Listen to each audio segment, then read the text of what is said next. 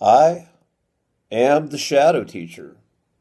And I've spoken before about the superpower of discernment, and many others in recent times have spoken up. Light workers, those whose spirit is in truth, have spoken of the superpower and the necessity of discernment, of building the power of discernment within yourself.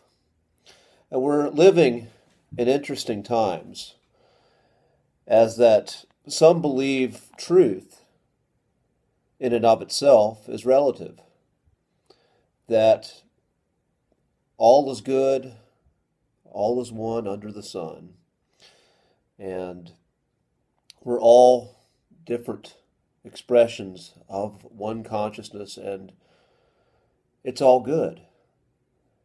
And yes, I would agree, we are all expressions of one consciousness, and everything in our existence has value.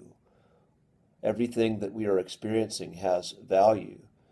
But I argue that if there is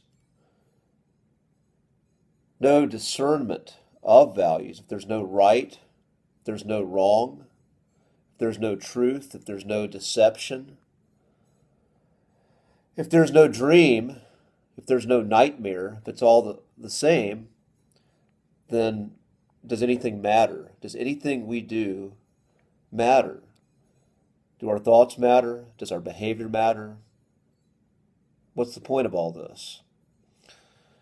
And I believe there is a force that wants you to believe that there is no point, that all is relative. And I believe this is one of the greatest deceptions of the human existence.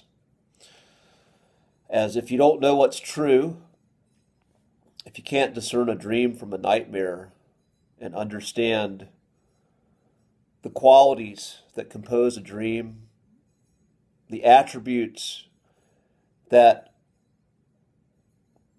are innate in a human being moving towards and creating a dream as opposed to a nightmare, then you are going to always be ineffective and led by the programming of the loudest voice that's outside of you, which eventually becomes the loudest voice inside of you.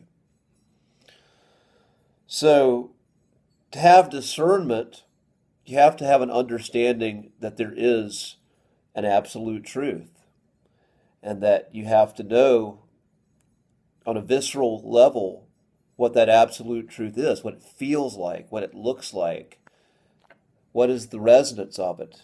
Because that way, when you experience truth, you know it. You feel it. You feel it in every cell of your body. There's no wondering. There's no separation where part of you says, the words sound good, but it doesn't feel right. It's all, when you're dealing with truth, all is congruent. But you got to know that. You have to have some value that orients you to that. Because if you don't, again, you're always going to be led by the loudest, most colorful, most charismatic persona that is vying for your attention.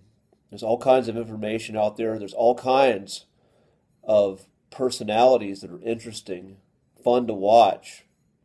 But who's worth listening to? Who is worth giving your time and attention to? This is discernment. And again, I would say negative things are important, because our negative emotions are what we would call negative emotions, negative experiences, darkness.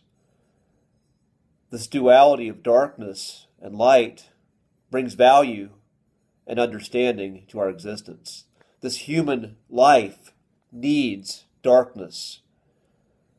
But what we choose, how we choose to engage the darkness, determines where we go, determines what we create, what we participate in. And going back to resolutions, what I started talking about at the beginning of this year,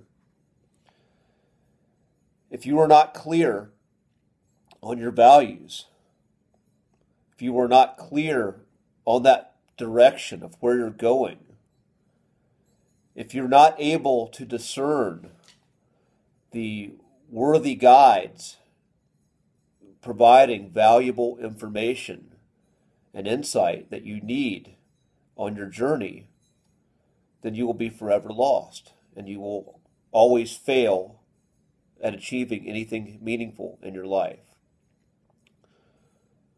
Doesn't mean you won't achieve anything, but just most likely you're just going to be a tool for somebody else. So again, there's something to be said too with the voices when you're looking at gurus or looking at teachers.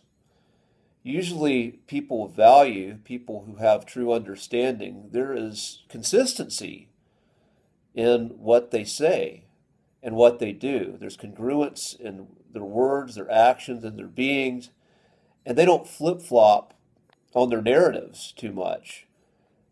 Absolutely, when new information comes in that they find shatters a previous paradigm, they admit to it, but they're relatively consistent on just the basic core of who they are and what they're offering.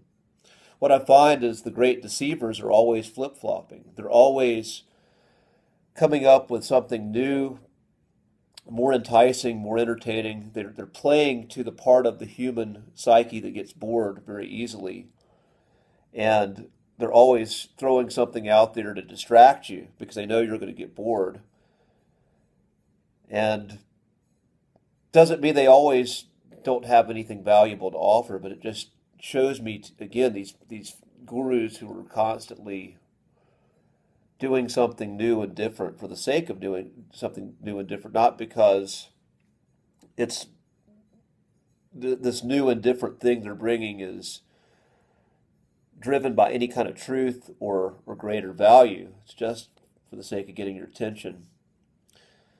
To me, that's a huge red flag because I have a purpose. I have values. I have a destination that I am moving towards. And I absolutely know that I'm going to get there one way or the other, but I could also be led off course. If I waste my time and energy on listening to a false prophet,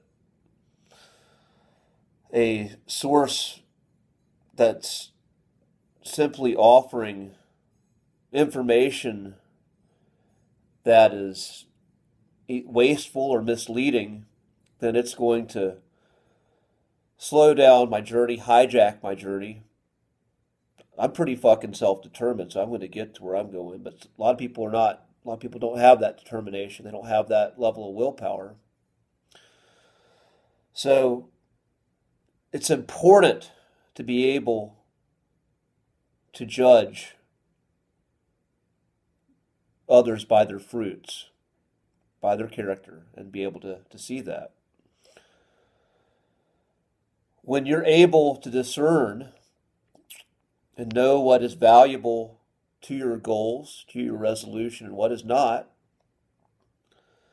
then that truly becomes a superpower in your favor for what you're going to say yes to and what you will say no to. So that being said, I'm going to end this transmission. Be strong, my friends, and I'll see you on the other side.